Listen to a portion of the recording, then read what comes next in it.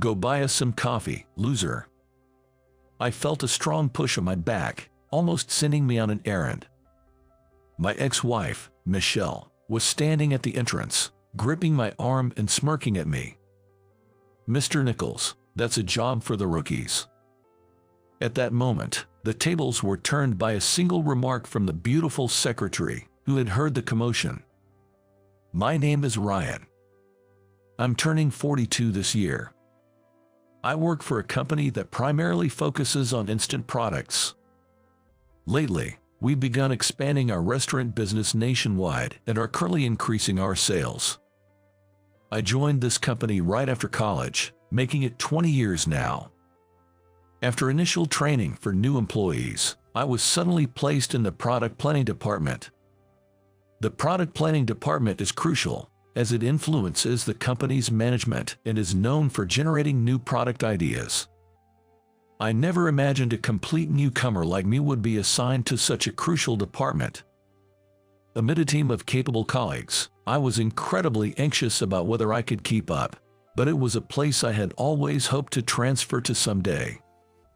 I consider myself lucky to have been placed there as a new graduate. During the interview, the higher-ups showed interest in my presentation on a hypothetical product during a group discussion, which is how I got this opportunity. Determined to meet their expectations, I worked tirelessly to learn the ropes of the job. "Ryan, here, take this. Don't overdo it."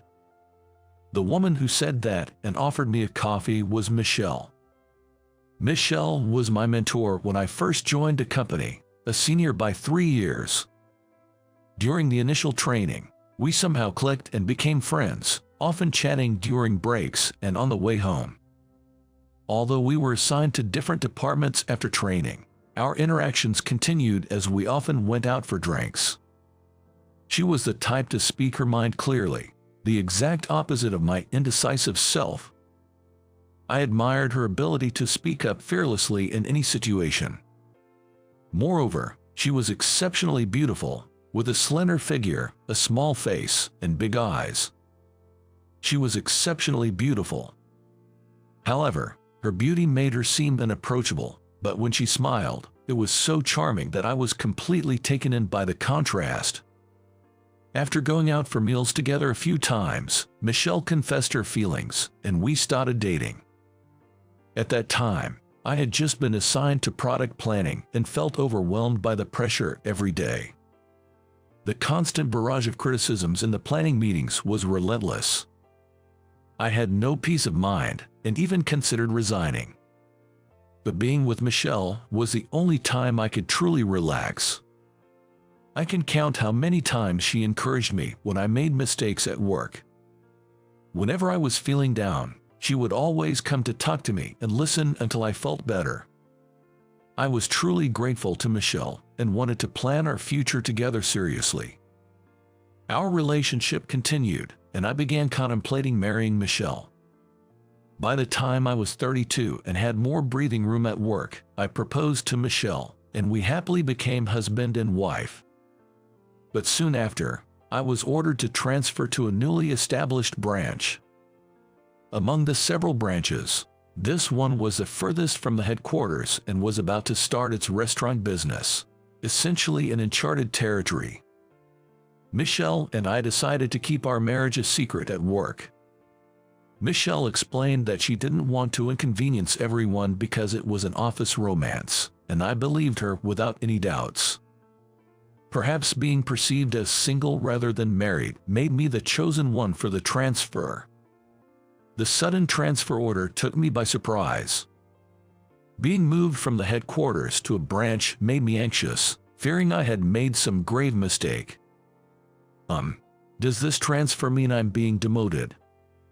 Nervously, I asked my manager, David, that question. David looked a bit surprised at first but then burst into laughter. Haha, we can't entrust a new branch to someone we're demoting, Ryan. You really lack confidence. This is because we value your abilities. You'll be working hard as a chief over there, David said, reassuring me. Finding out that David had high expectations for me, I was relieved. Motivated by his words, I was filled with enthusiasm to tackle the challenges at the branch, returning to my initial determination. On the day I received the transfer order, I told Michelle about it and asked her to come with me. I've been offered a transfer to the branch, so. However, Michelle cut off my words with a sigh. Well, so it's true you're being demoted. It's impossible. I won't follow you. Let's break up. I was shocked to be rejected and lost for words. Rumors of your transfer were circulating within the company. I thought it couldn't be true, but it is. This is nothing but a demotion. We had hardly ever fought and got along well until then. That's what I never imagined she would reject the idea of moving so decisively when I brought it up. I wondered if the idea of moving to an unfamiliar place was daunting, or if she found me unreliable. Feeling hurt by those thoughts, I was about to be wounded even more deeply. I know it's scary, but I feel the same way. Can't you think it over a bit more? It's impossible, I've told you. I married you thinking you had a promising future. It feels like I've wasted my time. What? Learning Michelle's true feelings was a shock to me. To add insult to injury, Michelle continued.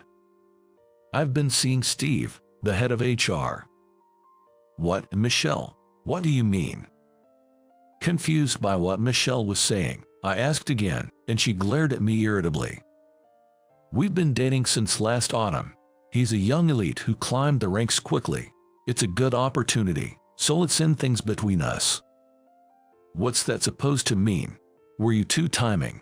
Is that why you didn't want to tell the company we were married? Stop saying it like that. You agreed, didn't you? I kept it a secret because I felt sorry for you, but that ends today. Goodbye.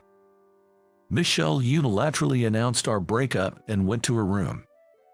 Left alone, I was too stunned to be angry or sad. What were these past few years all about? Was I the only one who enjoyed our time together? All I could think about were negative thoughts. After that, I went to the branch alone and dedicated myself to work. I worked so hard at the new branch that my colleagues were concerned, not just for the company's sake, but also to forget Michelle. The company continued to grow, with sales increasing and more branches and subsidiaries being added. I transferred to newly established branches every few years, helping to build their foundations with the local employees. Starting from scratch, learning about management, listening to the local voices, and building a foundation. There were many challenges, but they also brought a sense of accomplishment, allowing both me and the company to grow. And now, after nearly 10 years, I was set to return to the headquarters. Entering the headquarters in New York, I was surprised to see the interior had completely changed.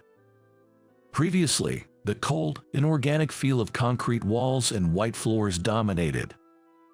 Now, parts of the walls were wooden, and there were plants everywhere. This space had been transformed with modern furniture like round tables and sofas, making it much more sophisticated. The guest reception area was divided by partitions, creating a calm and inviting atmosphere. It felt like I was entering an entirely new company, making me straighten my posture. Observing the office, I was reminded of the length and weight of the decade that had passed. Though the days seemed to fly by in a blur of business, I was now over 40.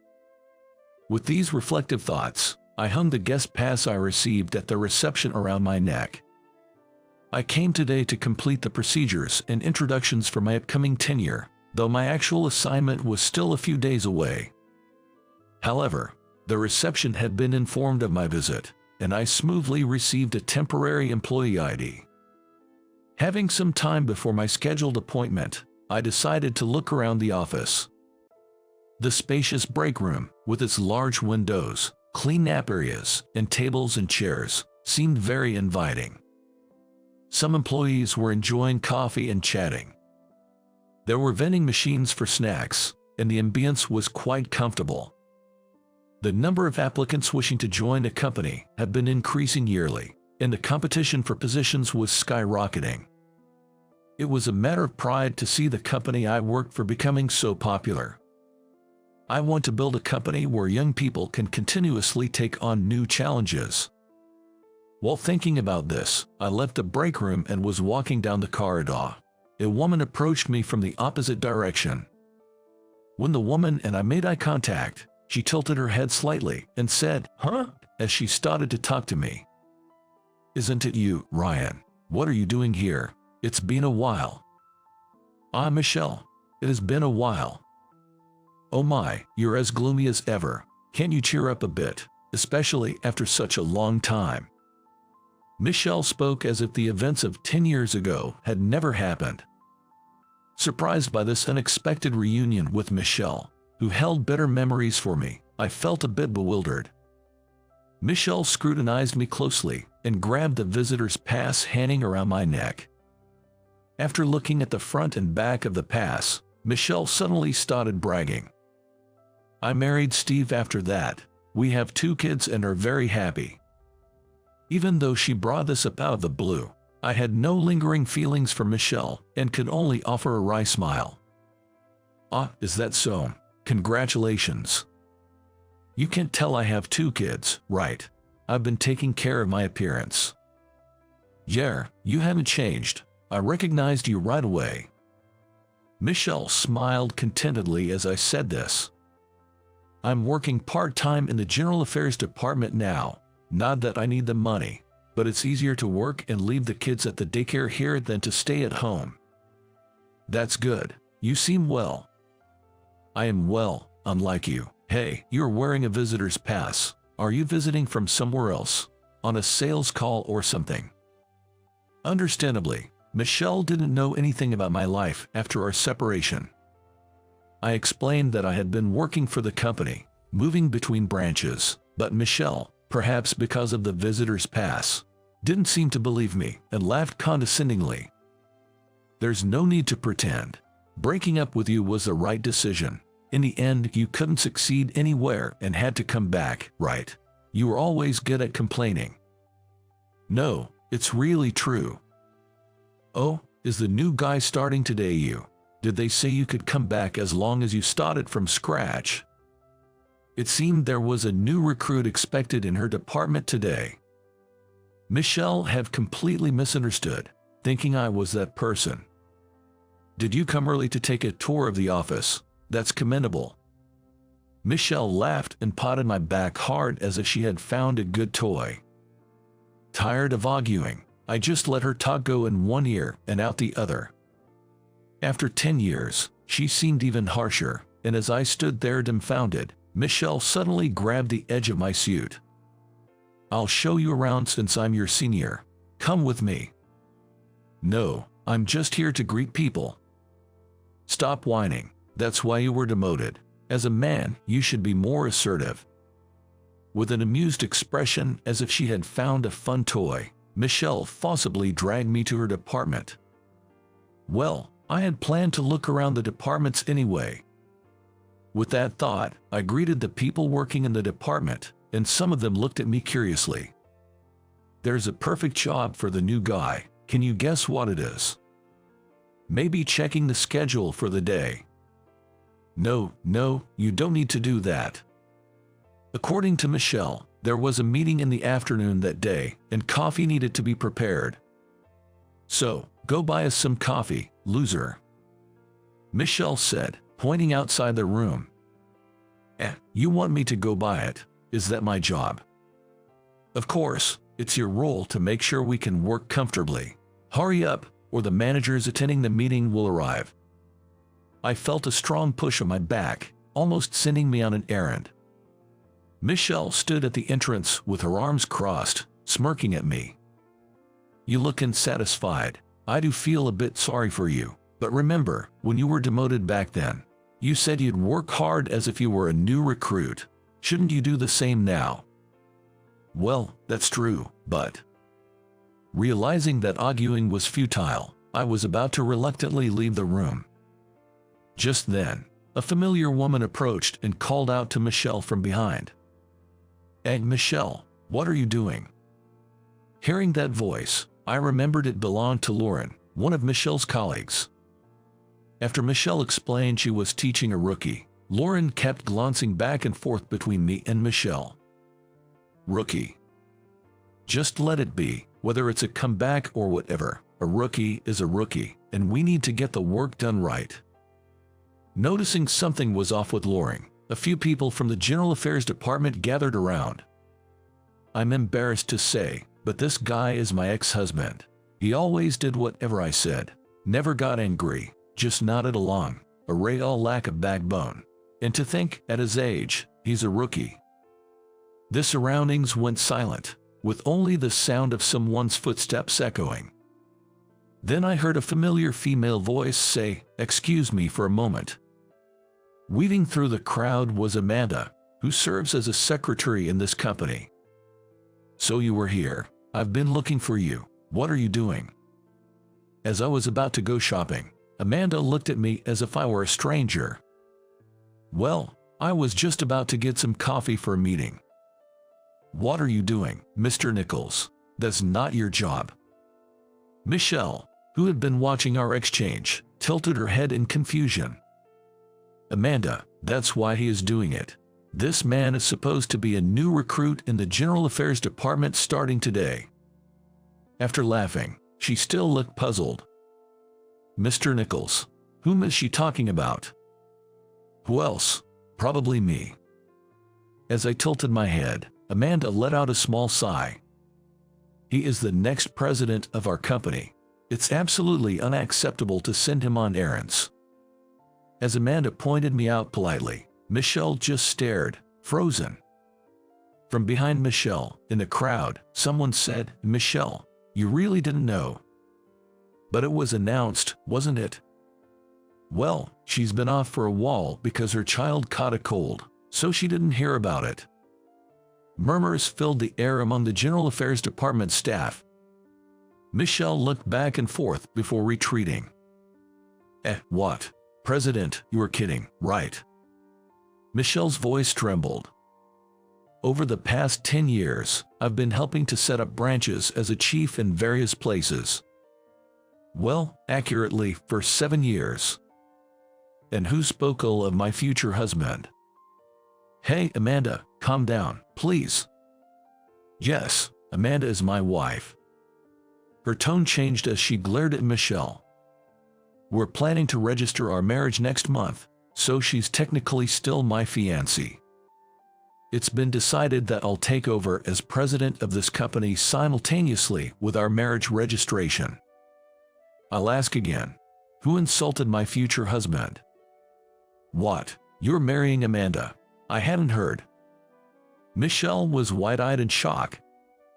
"In the last 3 years, when I was at the branch, I learned the business under the branch manager and eventually became one too. During that time, I had opportunities to interact with Amanda, the president's daughter. We hit it off over our shared vision to grow the company and started dating. The chairman and the president of this company are father and son. The branch managers were also almost always a family member. However, as the company grew, the limitations of family management began to show. Moreover, there was a big issue of who would take over after the current president, Mr. Smith, whose chronic illness was worsening. Initially, it seemed natural that a family member working at the branch would succeed him. But, having seen my work, the branch managers suggested that I, Amanda's boyfriend, might be a good candidate. Apparently, my background in the management planning department and the fact that the branches I managed as chief had better sales than others were part of the reasons. Amanda had no plans to take over the company, and being the only daughter, it seemed like Mr. Smith had given up hope, but then, he chose me for the role. I was invited to a high-end restaurant I had only seen on TV, where Mr. Smith personally shared this news with me. Traditionally, we've never had a son-in-law take over as president, but we've reached a limit with the current approach. We decided to try bringing in some fresh air. You'll do it, right? I was full of nerves and uncertainty, but somehow managed to muster a yes in response. After hearing my explanation, Michelle was utterly stunned. her mouth wide open. Making the president run errands, huh? It was Lauren's comment that snapped Michelle out of it, and she forced a strained smile. After all, who would have thought he'd be the president? He used to make mistakes all the time at work 10 years ago, and couldn't do anything without me. Indeed, I always talked to Michelle about my work failures. Perhaps because I never mentioned anything when things were going well, Michelle might have perceived me as constantly messing up. Thinking back, it's uncomfortable to realize she saw me that way even when we were dating. Learning Michelle's true feelings from back then made me inwardly sigh in disappointment. But Ryan is being promoted and transferred to a branch office, so he must be competent. Lauren commented, and Michelle fell silent, her face turning red. I'm not exactly outstanding. Sorry to interrupt your work. I know the idea of me as the next president might be worrying, but I'm looking forward to working with you all starting next month. Trying to lighten the mood, I saw the employees' faces grow even more uncomfortable. Your humility is one of your best traits, but it'll only make everyone more anxious.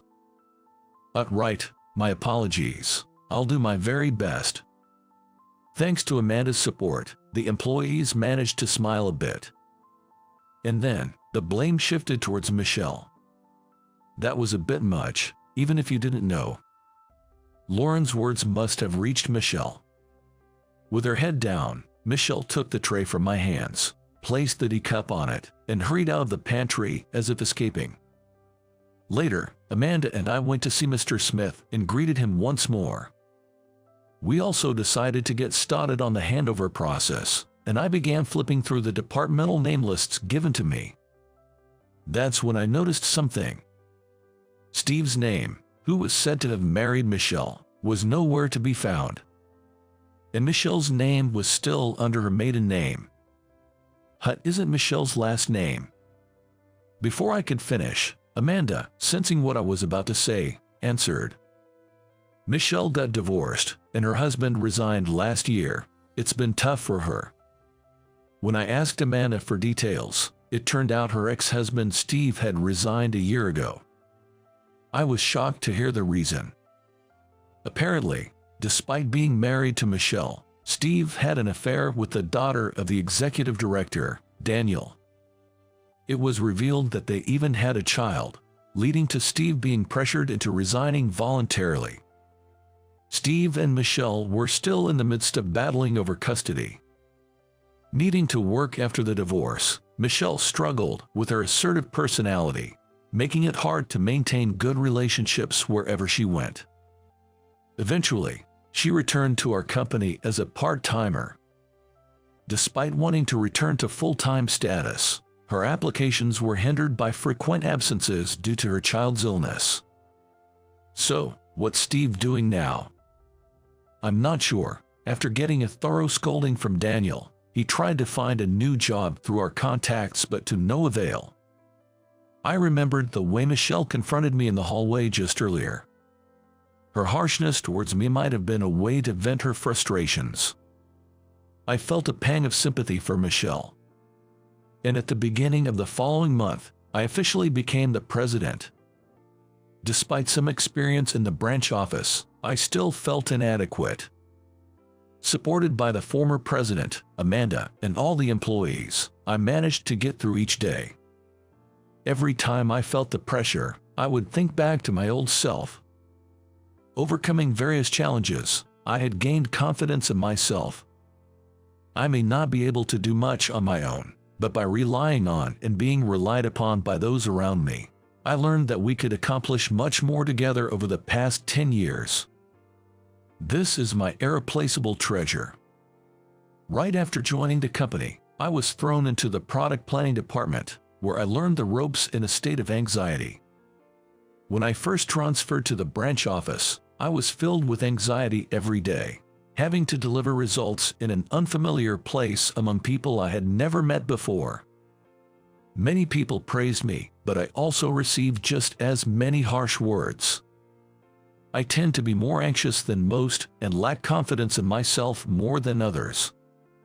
Even now, I sometimes doubt whether I'm cut out to be a president. But that's exactly why I've been able to push myself so hard. To overcome my anxiety and gain confidence, maybe it's okay to give myself a little praise from time to time. Looking out the window of the president's office, I found myself thinking these thoughts. About 2 months after becoming president, Amanda told me that Michelle had submitted her resignation. It seems that her divorce from Steve was finalized, and she won custody of their children. However, with a newcomer in the General Affairs Department who had experience, Michelle's path back to full-time employment became even steeper. She would receive child support, but it would still be tough to support 2 children on a part-time salary. So, she decided to take her children and move back to her parents' house out of state. Well, after the coffee fetching incident, it would have been tough for her to stay here anyway, and I wouldn't have allowed it. Come on, don't be angry anymore. Well, isn't it natural to get angry when your husband is insulted? According to Amanda, the incident where Michelle made me fetch coffee had spread not only in the department but throughout the entire company.